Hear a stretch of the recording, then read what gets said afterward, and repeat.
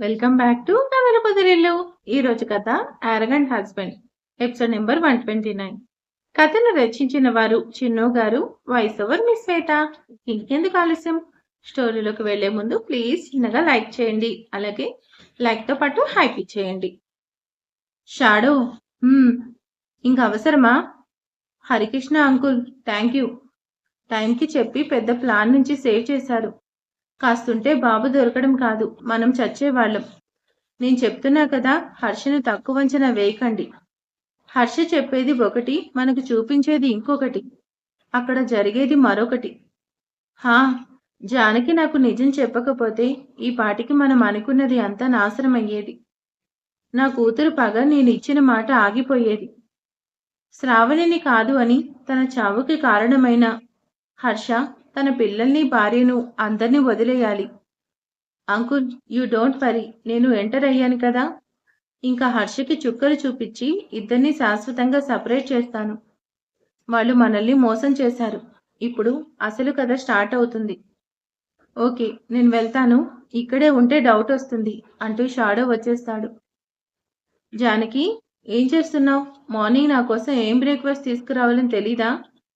అయినా నా కాబోయే మొగుడి రూమ్లో నీకేంటి పని అంటూ హర్ష రూమ్లోకి వస్తూ హర్ష బెడ్ మీద కూర్చుంటుంది తార. హర్ష రేపు ఈ రూమ్ బెడ్ ఇంకా నువ్వు అన్నీ నా సొంతం అంటూ నవ్వుతూ బెడ్ మీద పడుకుంటుంది. హర్ష చిరాగ్గా వచ్చి తార చే పట్టుకొని లాగుతూ బయటకు లాగేస్తాడు. గుర్తుపెట్టుకో, నువ్వు మా రూమ్లోకే కాదు, నా లైఫ్లో కూడా రాలేవు. హా, అంత కోపం ఎందుకు హర్ష బేబీ? రేపు ఈవినింగ్కి నేను హర్ష వైఫ్ అవుతాను కదా.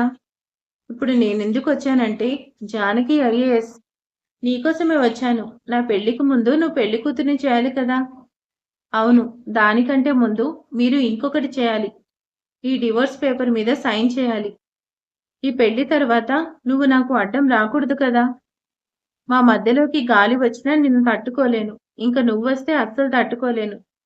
హర్ష, నువ్వేం చేయలేవు, నేను చెప్పింది చేయడమే. జానకి, సైన్ చేస్తావా లేదా, అక్కడ నీ కొడుక్కి నరకం చూపించమంటావా అంటూ మొబైల్లో వీడియో కాల్ చేస్తుంది. కింద ఒక్కడే కూర్చొని గుక్కపెట్టి ఏడుస్తున్నాడు. చేతులు ముందుకు చాపుతూ అటూ ఇటూ వెళ్తూ ఎక్కడికి వెళ్ళలేక మళ్ళీ ఏడుస్తూనే ఉన్నాడు. మొబైల్లో బాబుని చూసిన జానకి కన్నా అంటూ మొబైల్ చేతిలోకి తీసుకొని చూస్తుంది. బాబుని అలా చూసేసరికి జానకి ఇంకా ఆపకుండా ఏడుస్తూనే ఉంది. బాబుని అలా చూసేసరికి హర్షకి మనసంతా మెలిపెడుతుంది. జానకి, చూసావుగా, వాడికి ఆకలైతే పాలిచ్చే అమ్మలేక అల్లాడుతున్నాడు.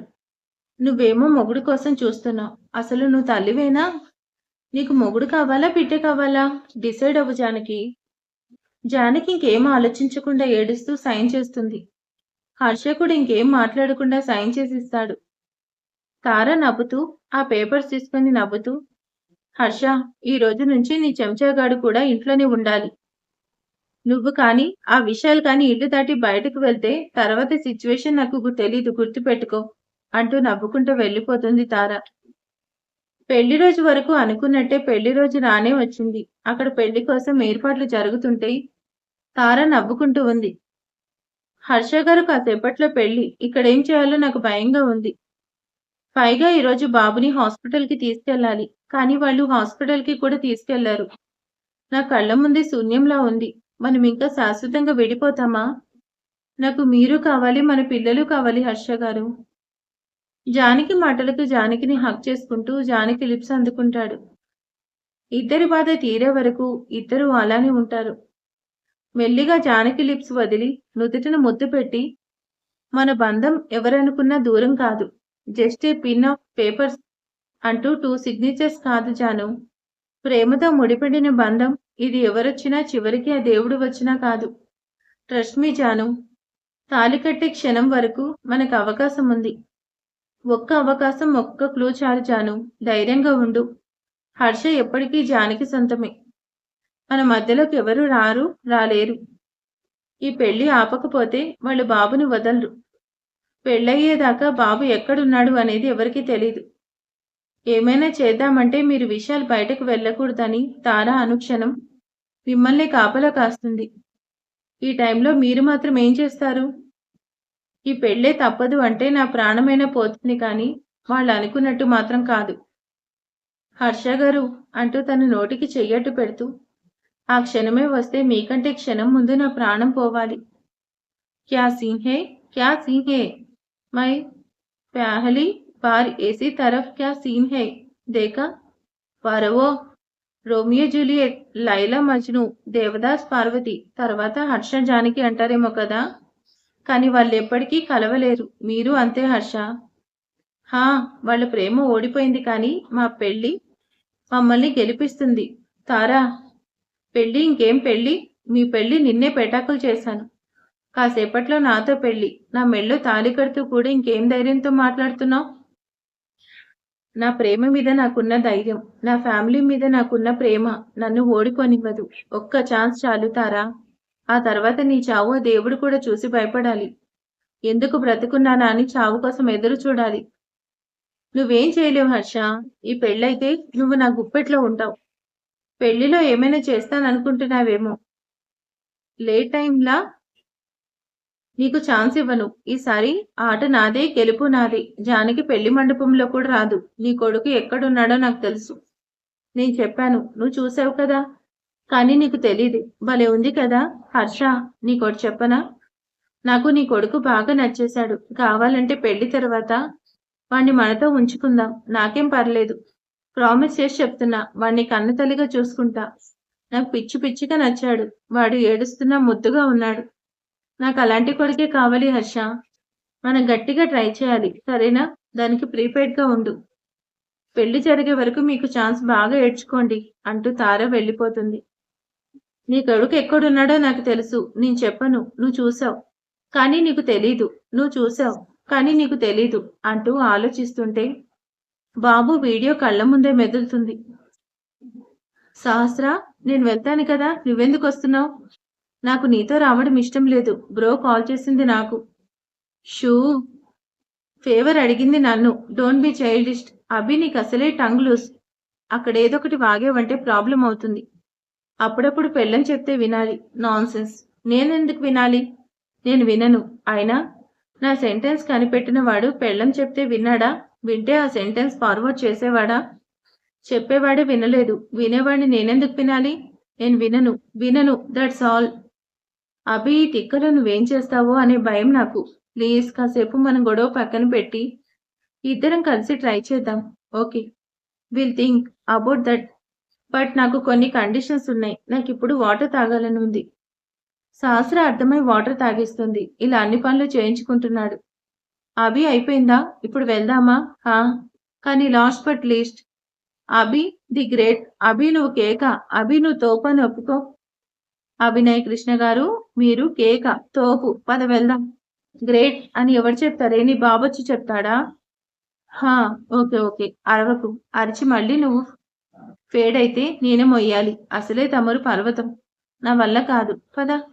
లేట్ చేస్తావేంటి? ఇక్కడే ఉండి నాన్సెన్స్. నీ వల్లే టైం వేస్ట్. ఈ పాటికి వెళ్ళి మన పని చేసేవాళ్ళం. అభి ఇల్లు ఇదే కదే అంటూ కారులో నుంచి శాస్త్ర చూస్తుంది. హా, గూగుల్ మ్యాప్ ఇదే చూపిస్తుంది. ఇంకో ఇల్లు ఏమైనా ఉందేమో, దాన్ని అడిగి తెలుసుకో. నిన్ను అడిగాను చూడు, దాన్ని నేను అనుకోవాలి. మనలో మన మాట ఏమనుకుంటావు?